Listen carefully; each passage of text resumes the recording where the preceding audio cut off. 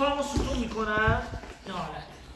دست میره پشت آرنج، پا ستون، خودمو از بغل به سرم از بغل در میارم، حالت دستو تا اینجا میکشم، دست میکشم از زیر بدنش خارج میشم میام بیرون. ببین من نمیتونم سرمو بگیر سر منو، من نمیتونم اینجوری بکشم بیرون سرمو چون چونامو خیلی محکم گرفته.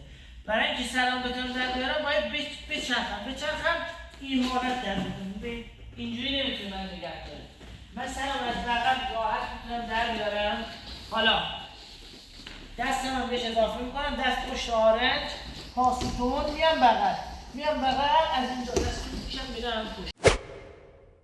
دومی حالت من میام سیاله هم بگیر آویزونه با این یکی دستم و دست غیر گاردم آویزون آرنجش میشم. ببین آرنج هم میذارم زمین، فقط باید این پاش نزدیک باشه.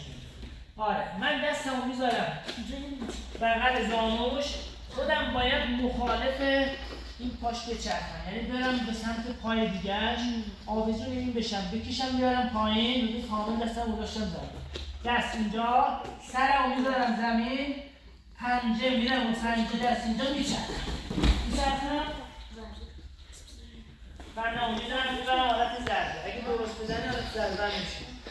یه بار دیگه گرفته آویزون دست اینجا میزنم، از بغل میام و